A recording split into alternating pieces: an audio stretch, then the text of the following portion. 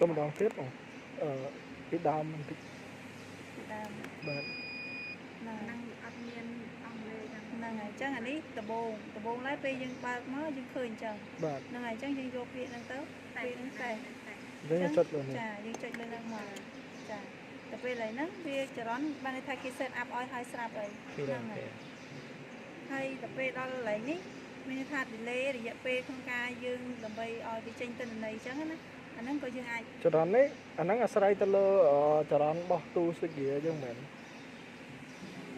mà đặt tôi sẽ kia bay rồi bé nhưng đã cho nó bay rồi bé đấy thì coi dân thật đã cho nó tập đi rồi bé thì អត់ផងអាហ្នឹង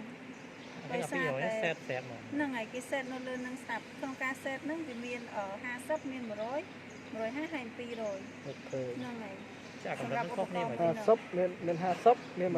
mà rói há đồng pi rồi ok កន្លែងដែលវាចេញមកនោះវាខុសលំអៀងគ្នាតែបន្ បន្ តិច តិច ទេ បន្តិច ok ទេ ok យើងយក50វាលំអៀងតែបន្តិចជាមួយនឹងអាហ្នឹង ហ្នឹងហើយយើងច ចឹ ង់ ង បាន យើង ប៉ុណ្ យក ណា អាម៉ានបាន ok bạn គឺអត់ធំធំ200ហ្នឹងឬក៏ ចា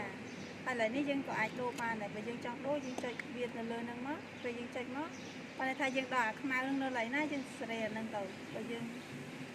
អត់ចង់បានមួយហ្នឹងទេយើង enter ទៀតទៅអញ្ចឹងអាកន្លែងនេះដូរបានចង់ឲ្យលេខ បាទ 3 3អញ្ចឹងណាហ្នឹង enter ទៀតទៅហើយដល់ពេលយើង enter តដល់ខ្មៅទាំងអស់ខ្ញុំយើងសេរីដូរតទៀតអញ្ចឹងកន្លែងនេះមានថាយើងតែ bạn អូខេអញ្ចឹងណា សុំកាត់មុខ ហ្នឹងអត់ទៅ អានេះដល់ពេល 10 second ចឹងដល់ហ្នឹងវាឈប់អូតូ ហ្នឹង ហ្ម ហើ ង យ ok coi sập một muối ចុច23 3មីក្រូអូមចឹងបាន100ផងចឹងវាក្រោម ចា 200មីក្រូអូម chính chắn này phải nói nó vì pi rồi pi chứ phải một phe nó mới អឺហ្នឹងហើយ វាអត់ទេវាប្រែប្រួលដូចប៉ានេះវាប៉ុណ្ណឹងប៉ានោះវាលំអៀងគ្នាបន្តិចវាមាន ok វាក្រោយទៅវិញ ដល់ព្រោះ ហើយតែពេលយើងចង់ដូរអីយើងចុច reset មកបានន័យថាយើងមកកន្លែងដើមវាវិញ bạn chốt khang khổm